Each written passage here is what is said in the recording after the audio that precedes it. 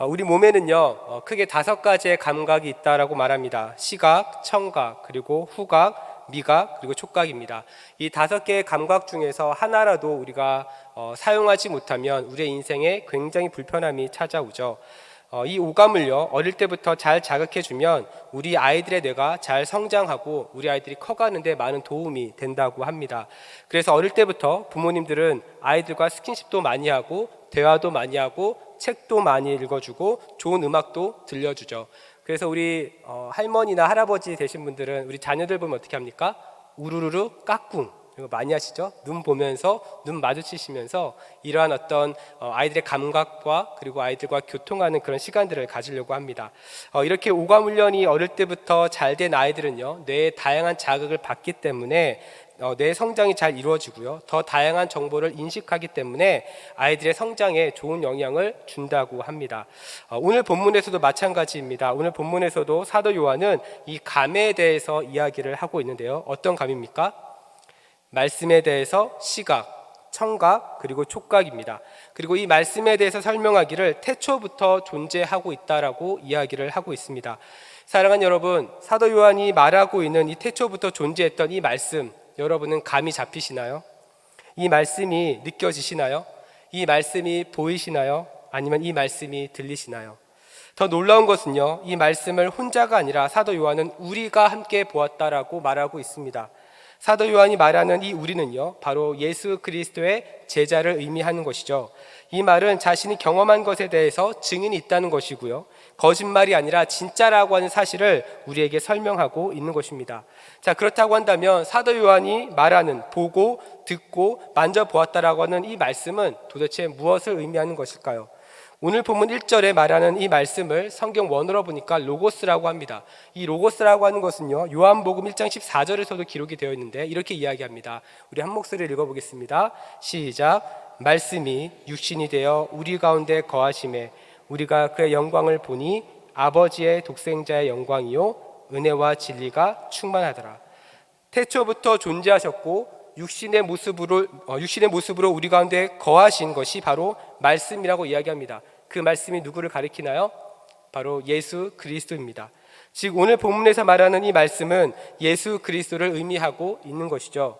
사도 요한은 로고스가 되시는 그 예수님으로부터 직접 말씀을 들었고 눈으로 보았고 손으로 만져보았다라고 말하고 있습니다. 그래서 1절에서 쓰이고 있는 단어인 들었다와 보았다라고 한 단어가 다른 곳에서도 쓰였는데요, 먼저 요한복음 4장 42절을 보니까 이렇게 이야기합니다. 그 여자에게 말하되 이제 우리가 믿는 것은 내 말로 인함이 아니니 이는 우리가 친히 듣고 그가 참으로 세상의 구주인 줄 알미라 하였더라. 다음은 요한복음 20장 25절입니다. 이렇게 말합니다.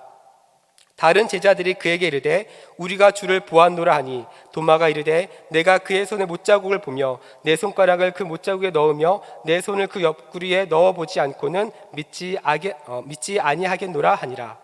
여러분, 요한복음 4장 32절 말씀과 그리고 방금 읽은 요한복음 20장 25절의 말씀에 공통점이 있습니다.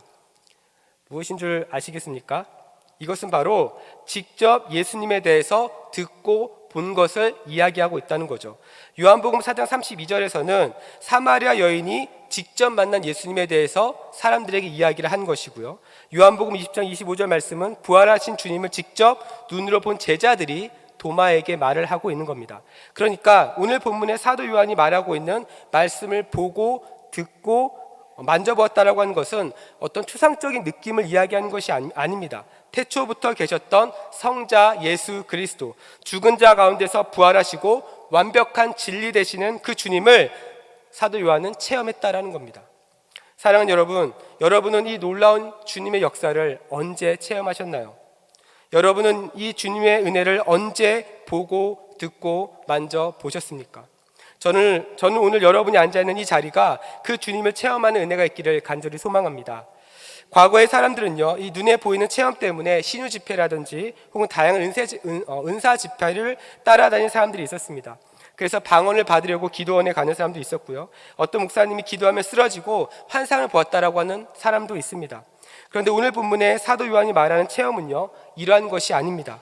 만약 사도 요한이 말한 체험이 방언받고 병자가 낫는 것이라고 한다면 사도 요한은 그 누구보다 할 말이 많은 사람이죠. 왜냐하면 예수님을 통해서 직접 보았기 때문에 그렇습니다. 하지만 오늘 본문에서 사도 요한이 말하는 체험이 무엇입니까? 오늘 본문 1장 3절 말씀은 다음과 같이 말합니다. 우리 한 목소리를 읽겠습니다. 시작. 우리가 보고 들은 바를 너희에게 전함은 너희로 우리와 사귐 있게 하려 함이니 우리의 사귐은 아버지와 그 아들 예수 그리스도와 더불어 누림이라. 오늘 본문의 사도 요한이 말하는 보고 듣고 만져보았다라고 하는 이 체험은 바로 예수 그리스도와 사귐이라고 오늘 본문은 말하는 거죠. 여러분, 그렇다면 이 사귐은 무엇을 의미하는 것일까요? 여기서 말하는 사귐은요, 우리가 많이 들어본 코이노니아라고 하는 단어를 사용하고 있습니다. 사람들은 이 코이노니아 하면 보통 친교를 생각합니다. 그리고 함께 즐거운 시간을 보내는 것으로 생각을 합니다. 그런데 여기에서만 끝나는 것이 아니라 이 코이노니아라고 하는 단어에는요, 세 가지의 의미가 더 있습니다. 첫 번째는 연보하다, 두 번째는 참여하다, 세 번째는 교제하다입니다. 즉 예수님과의 사귐은 이 세 가지 요소가 다 포함이 되어 있다라는 거죠. 그렇다면 이 코이노니아가 다른 본문에서는 어떻게 쓰여졌을까요? 자, 먼저 로마서 15장 26절입니다. 우리 한 목소리를 읽겠습니다. 시작. 이는 마게도냐와 아가야 사람들이 예루살렘 성도 중 가난한 자들을 위하여 기쁘게 얼마를 연보하였음이라. 여기서 연보하였음이라라고 하는 이 단어가 바로 코이노니아입니다. 우리는 연보라고 하는 말을 들으면 보통 헌금을 생각을 할 수 있습니다. 물론 이 개념도 맞습니다. 하지만 이 말은 예수님과 사귐을 위해서 헌금을 많이 해야 된다, 계속해서 헌금을 드려야 된다라는 의미가 아닙니다. 연보의 사전적 정의는 줄, 연, 돌, 보, 이 글자가 합쳐져서 도움을 주다라는 의미입니다. 즉 연보는 하나님의 은혜를 가지고 주변 사람을 돕고 공동체의 필요를 채워주는 자발적인 행위에서 기초를 한다는 거죠. 다음은 고린도후서 8장 4절 말씀입니다. 우리 한 목소리를 읽겠습니다. 시작. 이 은혜와 성도 섬기는 일에 참여함에 대하여 우리에게 간절히 구하니. 여기서 참여함에라고 하는 이 단어가 바로 코이노니아입니다. 마지막으로 고린도전서 1장 9절입니다. 한 목소리를 읽습니다. 시작. 너희를 불러 그의 아들 예수 그리스도 우리 주와 더불어 교제하게 하시는 하나님은 미쁘시도다. 여기서 더불어 교제하게라고 하는 이 표현이 바로 코이노니아입니다. 정리하면 예수 그리스도와의 그 사귐은 교회만 다닌다고 해서 이루어지는 것이 아니라는 겁니다. 서로의 필요를 채워주고 성도를 섬기는 일에 함께 참여하고 주님과 가깝게 지내는 것, 이것이 이 모든 활동이 바로 코이노니아라고 하는 것이죠. 그럼에도 불구하고 우리가 이 주님과의 사귐에 있어서, 관계를 맺음에 있어서 우리를 방해하는 여러 가지 존재들이 있습니다. 오늘 본문에 보니까 이 당시 예수 그리스도와 사귐을 방해하는 이단들이 있었는데 그 이단들이 바로 영지주의자라고 하는 이단들입니다. 이 영지주의자들은요, 초대교회 당시 존재했던 이단인데 그들의 중심 사상은 이렇습니다. 영혼은 선하고 순수한 존재이지만 물질, 즉 육체는 악하고 타락한 존재, 이렇게 생각을 했습니다. 이 사상의 기초에서 예수님의 인성과 성육신을 그들은 부인했죠. 왜냐하면 거룩하신 하나님께서 악하고 타락한 육체의 몸을 입고 이 땅 가운데 오실 수 있는 존재가 아니라고 생각했기 때문입니다. 그래서 이 영지주의자들은 교회에 들어가 있긴 했지만 주님과 전혀 사귐은 없었던 것이죠. 또한 만약 이것이 사실이라고 한다면 사도 요한이 말하는 보고 듣고 만져보았다라고 하는 것은 거짓말이 됩니다. 그리고 주님과의 사귐도 이루어질 수 없게 되죠. 이러한 가르침을 가지고 있던 이단들이 초대교회에 침투해서 기존 성도들의 믿음을 흔들고 있었던 것입니다. 또한 밖으로는 로마의 도미티안 황제가 자신을 신격화시키면서 자신을 숭배하지 않는 많은 그리스도인들과 초대교회를 핍박하기 시작했습니다. 그래서 학자들이 말하기를 이 시기에 사도 요한도 반모섬의 유배를 갔다라고 이야기를 하고 있습니다. 정리하면 이 당시 초대교회의 상황은 외부로는 로마의 핍박이 있었고 내부로는 이단들의 공격이 있었다라는 거죠. 그러다 보니까 교회를 떠나는 사람들도 있었을 것이고 이단들의 공격 때문에 믿음을 지키는 것이 정말 쉽지 않았을 것입니다. 이러한 상황에서 사도 요한은 예수님을 직접 보았고 들었고 손으로 만져보았다라고 말합니다. 이것을 다른 말로 하면 예수 그리스도와 친밀한 사귐이 자신들의 믿음을 공격하는, 그리고 자신의 믿음을 흔드는 그 외부의 요인으로부터 지켜준다는 거죠. 그래서 사도 요한이 급하게 편지를 쓰면서 이 내용을 가장 먼저 처음에 기록하고 있는 겁니다. 여러분, 그렇다고 한다면 우리는 이 예수님과 어떻게 친밀함을 가질 수 있을까요? 저는 세 가지를 여러분에게 말씀드리고 싶습니다. 첫 번째는 주님을 위한 시간을 따로 구별하는 것입니다. 저는 어렸을 때 저희 부모님께서 맞벌이를 하셨습니다. 그래서 저희 집에 항상 11시가 넘어서 집에 들어오셨습니다. 그러다 보니까 어렸을 때 저는 대부분 할머니의 돌봄을 통해서 제가 자라고 컸습니다. 그리고 시간이 지나면서 저희 부모님과 대화하는 것이 언제부턴가 좀 어색하기 시작하더라고요. 길게 대화를 어렸을 때는 많이 못했었습니다. 여러분들은 어떠신가요? 여러분은 평소 가족들과 많은 대화를 나누시나요? 평소 가족들과 친밀한 관계를 유지하고 계시나요? 충북 종합사회복지센터의 조사에 따르면 300명 중에 56.7% 이상의 가족이 대화 시간이 30분도 안 된다라고 말합니다. 실제 가족이라는 이름으로 같은 집에 살고 같은 밥을 먹고 그리고 같은 시간을 보내고 있지만 친밀한 사귐이 이루어지지 않고 있다는 것이죠. 우리의 신앙생활도 마찬가지입니다. 예수님과의 사귐은 교회를 오래 다녔다고 해서 저절로 이루어지지 않습니다. 교회 왔다 갔다고 해서 사귐이 이루어지지 않습니다. 모든 관계가 그렇듯 한쪽의 일방적인 노력만으로 사귐은 이루어지지 않습니다. 함께 시간도 보내야 되고 함께 밥도 같이 먹어야 되고 함께 공유하는 것이 많이 있어야 합니다. 쌍방의 노력이 이렇게 함께 있어야 관계가 좋아지고 사귐도 더 깊어질 수 있는 것이죠. 우리 주님과의 사귐도 마찬가지입니다. 우리 주님께서는요, 이미 이 사귐을 위해서 자신의 생명을 내어 주셨습니다. 자신을 화목제물로 하나님께 드렸습니다. 그렇다면 우리도 주님과의 그 사귐을 위한 노력이 있어야 할 줄로 믿습니다. 주님과 함께 보내는 시간이 있어야 하고요, 앞서 본 말씀대로 섬기는 일에도 함께 참여해야 합니다. 연보도 해야 합니다. 모이기에 힘써야 합니다. 우리가 주일 예배 말고도 새벽 예배, 수요 예배, 금요 기도회, 사역반, 제자반 이런 것을 하는 이유가 무엇입니까? 단순히 성경 지식을 얻기 위함이 아니죠. 단순히 직분을 위해서 하는 것도 아니죠. 바로 주님과 그 사귐의 시간을 많이 보내는 것입니다. 그래서 저는 종종 아이들에게 너희들은 하루 24시간 중에 하나님을 위한 시간은 얼마나 쓰고 있니라고 물어볼 때가 있습니다. 그러면서 우리 아이들에게 이야기하는 것이 있는데 하고 싶은 일과 해야 할 일을 잘 분별해야 된다고 말합니다. 여러분, 우리가 해야 할 일과 하고 싶은 일을 어떻게 분별할 수 있을까요? 하고 싶은 일은요, 나중에 해도 크게 문제가 생기지 않습니다. 그러나 해야 할 일은 먼저 하지 않으면 반드시 문제가 생기죠. 사랑하는 여러분, 하나님과 친밀함을 맺는 것, 하나님과 사귐을 갖는 것, 그것은 여러분에게 하고 싶은 일인가요? 아니면 해야 하는 일인가요? 만약 우리가 바쁘다는 이유로 하나님과 보내는 그 사귐의 시간을 갖지 않으면 우리의 믿음은 지켜지지 않습니다. 하나님과 보내야 하는 그 시간에 다른 것이 들어오게 될 것입니다. 때로는 그것이 우리의 자녀가 될 수도 있고요, 때로는 직장의 일이 될 수도 있고요, 우리 다음 세대 아이들은 공부가 될 수도 있습니다. 이러한 과정들이 반복되면 하나님과 멀어지기 시작하면서 하나님께서 허락하시는 은혜를 발견하지 못하게 되는 거죠. 사랑하는 우리 성도 여러분, 하나님과 사귐을 가질 수 있는 시간을 확보할 수 있기를 축복합니다. 그래서 친밀한 사귐을 통해 여러분의 영혼이 살아나고 하나님께서 허락하신 은혜를 풍성하게 누릴 수 있는 은혜가 있기를 간절히 소망합니다. 두 번째로, 주님과 사귐이 있기 위해서는요, 주님에 대한 확고한 믿음이 있어야 합니다. 우리는 어쩌면 오늘 본문의 이 말씀을 보면서 나도 예수님을 직접 눈으로 보고 만져보고 그 가르침을 들었으면 내가 더 주님을 잘 믿을 수 있지 않을까? 내가 그 주님을 잘 따라갈 수 있지 않을까? 이런 생각이 들 수 있습니다. 그러나 여러분, 이것은 우리의 착각입니다. 예수님을 따라다녔던 사람들은요, 12명의 제자들만 있었던 것이 아니었습니다. 함께 다녔던 무리들도 있었죠.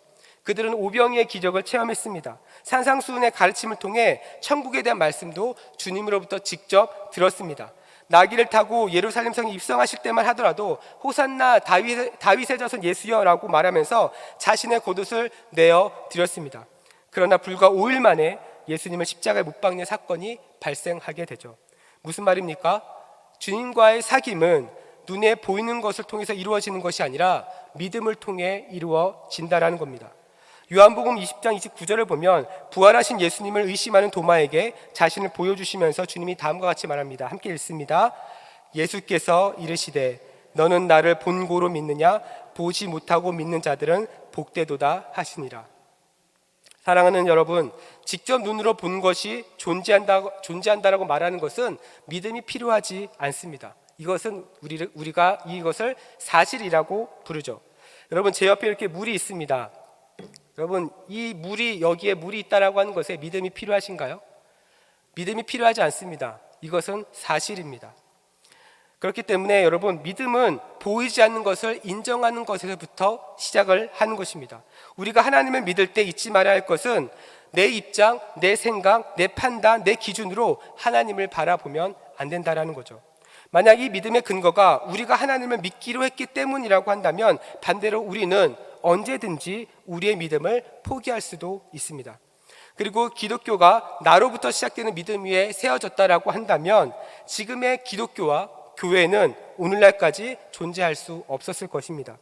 인간의 결정으로 시작된 하나님의 믿음이 어떻게 순교를 각오하게 만들겠습니까? 어떻게 인간의 결정으로 시작된 믿음이 예수님에 대해 한 번도 듣지 못한 이 대한민국 땅에 복음을 전했겠습니까? 인간의 결정으로 시작된 그 믿음이 어떻게 하나님 나라의 백성의 그 정체성을 갖게 하겠습니까? 우리가 이 자리에 있는 것은 내가 하나님을 믿기로 결정했기 때문이 아니라 하나님께서 우리를 만나 주셨기 때문인 줄로 믿습니다. 요한복음 15장 16절은 그래서 다음과 같이 말합니다. 우리 한 목소리를 읽어볼까요? 시작. 너희가 나를 택한 것이 아니요 내가 너희를 택하여 세웠나니 이는 너희로 가서 열매를 맺게 하고 또 너희 열매가 항상 있게 하여 내 이름으로 아버지께 무엇을 구하든지 다 받게 하려 함이라. 사랑하는 여러분, 우리 하나님께서 여러분을 하나님의 자녀로 부르셨습니다. 하나님의 자녀로 선택하셨습니다. 하나님의 자녀로 여러분을 구원하셨습니다. 왜 이렇게 하셨습니까? 우리가 하나님의 자녀가 되어야 하나님과 친밀한 사귐을 가질 수 있기 때문에 그렇습니다. 이 확실한 믿음으로 날마다 하나님 안에서 승리하는 삶이 되기를 축복합니다. 자, 그렇다면 우리는 사도 요한이 말하고 보고 듣고 만져본 그 말씀을 우리는 어떻게 경험할 수 있을까요? 가장 중요한 것은요, 우리의 영혼이 살아있어야 합니다. 살아있다라고 하는 것은요, 앞서 말했던 것처럼 감각이 살아있다라는 것입니다. 감각이 살아있으면 다양한 정보와 다양한 것을 우리는 경험할 수 있습니다. 예를 들어 우리가 음식을 볼 때 어떻습니까? 음식을 눈으로 보고 코로 냄새를 맡고 입으로 맛을 느끼고 음식의 넘어가는 그리고 씹는 소리를 우리는 듣게 됩니다. 이 모든 감각이 살아있을 때 음식의 맛을 최대한 경험할 수 있게 되죠. 우리의 영혼도 마찬가지입니다. 우리의 영혼이 살아있으면 말씀 속에 숨겨진 놀라운 은혜를 발견하게 되고 그 은혜는 우리의 영적인 감각을 살아나게 만들게 되는 거죠.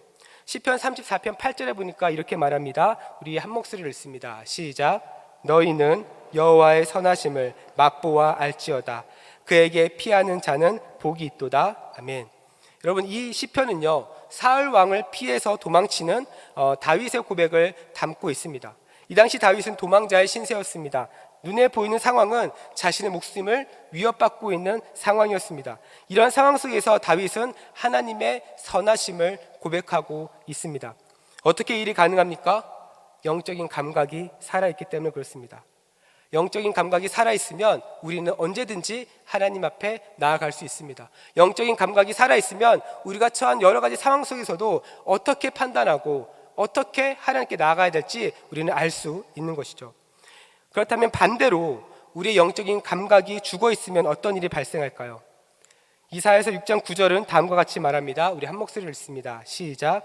여호와께서 이르시되 가서 이 백성에게 이르기를 너희가 듣기는 들어도 깨닫지 못할 것이요 보기는 보아도 알지 못하리라 하여.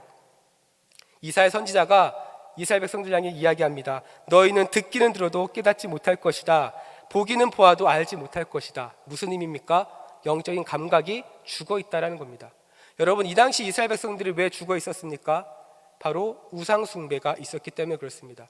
하나님과의 관계가 단절되어 있었기 때문입니다. 다시 말해서 우리의 영적인 감각이 죽어 있으면 무엇입니까? 우리를 향하신 하나님의 은혜가 막히게 되는 일이 발생하는 거죠. 하나님의 은혜가 막히면 우리는 사단의 영적인 공격에 쉽게 노출되고요, 주님과의 사귐도 막혀 버리는 겁니다. 그래서 우리의 영혼이 살아나기 위해서 죽어있던 우리의 영혼이 다시 살아나기 위해서 우리가 붙잡아야 할 것은 바로 말씀입니다. 오늘 본문의 사도 요한이 보고 듣고 만져본 말씀을 어떻게 표현하고 있습니까? 바로 생명의 말씀이다라고 이야기합니다. 다시 말해서 주님과의 그 사귐의 매체가 무엇입니까? 생명의 말씀이라는 거죠. 여러분, 이 사귐이라고 하는 것은요, 솔직히 교회 안에서만 쓰는 용어는 아닙니다. 회사에서도, 학교에서도, 동호회 등 다양한 사귐들이 우리 삶의 현장에서는 일어나죠. 그러나 우리가 중요하게 살펴봐야 할 한 가지는 그 사귐의 매개체가 무엇인가 하는 것입니다. 어떤 사람은 술을 매개체로 사귐을 갖습니다. 그래서 만나는 장소가 매번 술자리인 사람들이 있습니다. 술이 있어야 친해진다라고 이야기합니다. 어떤 사람은요, 등산을 매개체로 사귐을 갖습니다. 그래서 주말이 되면 관광버스 대전에서 등산을 갑니다. 차 안에서 열심히 다양한 놀이를 즐기죠. 어떤 사람은요, 고스톱을 매개체로 삼습니다. 열심히 함께 그림을 맞추면서 관계를 맺어가죠. 그러나 여러분, 우리가 알고 있는 것은 무엇입니까? 이러한 사귐에 진정한 기쁨은 없다라는 겁니다. 마음의 위로와 평안도 얻을 수 없다라는 겁니다. 시편 1편 1절과 2절은 다음과 같이 말합니다. 우리 한 목소리를 읽습니다. 시작. 복이 있는 사람은 악인들의 꾀를 따르지 아니하며 죄인들의 길에 서지 아니하며 오만한 자들의 자리에 앉지 아니하고 오직 여호와 율법을 즐거워하여 그의 율법을 주야로 묵상하는도다. 아멘. 사랑하는 여러분, 어떤 사람이 복이 있다라고 말합니까? 세상의 방식이 아닌 하나님의 말씀을 붙잡는 사람에게 복이 있다라고 말합니다. 왜냐하면 하나님의 말씀에는 생명이 있기 때문에 그렇습니다. 그 말씀을 즐거워하고 그 말씀을 주야로 묵상할 때 어떤 일이 벌어지나요? 하나님과의 사귐이 더 깊어지게 되는 겁니다. 우리가 이 생명의 말씀을 붙잡으면요, 우리는 살아날 수 있습니다. 우리의 영혼은 살아날 수 있습니다. 우리의 영혼이 살아나면 하나님에 대한 강박도 살아나서 하나님과 깊은 사귐을 가질 수 있게 되는 것입니다. 이 하나님과 친밀한 사귐이 여러분의 믿음을 지켜주는 것입니다. 이 하나님과 친밀한 사귐이 세상으로부터 구별된 하나님의 사람으로 살아가게 하는 것입니다. 말씀을 정리하겠습니다. 우리가 믿는 기독교의 핵심은요, 사실은 관계입니다. 우리 삼위일체 하나님도 완벽한 관계 속에서 움직이시고 혼자 있는 아담에게도 하와를 주신 것은 관계 안에 있게 하기 위해서입니다. 우리도 마찬가지입니다. 모든 사람은 관계를 맺으며 살아가고 성장하고 존재합니다. 또한 많은 사람은 그 관계 안에서 자신의 존재의 의미를 발견하기를 원합니다. 그런데 이 모든 관계에 하나님이 계시지 않는다면 우리는 진정한 체험을 경험할 수 없는 것입니다. 그래서 우리가 붙잡아야 하는 관계는 무엇입니까? 바로 하나님과의 관계입니다. 이 관계를 위해 하늘 보좌에 계셨던 그 주님께서 육신의 몸을 입고 이 땅 가운데 오셨습니다. 그리고 생명의 말씀을 매개체로 해서 우리를 깊은 사귐으로 초대하고 계십니다. 이 사귐은 세상으로부터 우리를 구별된 사람으로 만듭니다. 이 사귐은 이 땅에 사는 우리에게 진정한 소망이 무엇인지를 알려주고 있는 것이죠. 저는 우리 대전중앙교회 모든 성도님들이 이 깊고 놀라운 사귐의 은혜를 모두 누림으로 그 주님과 동행하며 날마다 승리하는 삶을 살게 되기를 주님의 이름으로 축복합니다. 우리 시간 기도하며 나아가도록 하겠습니다.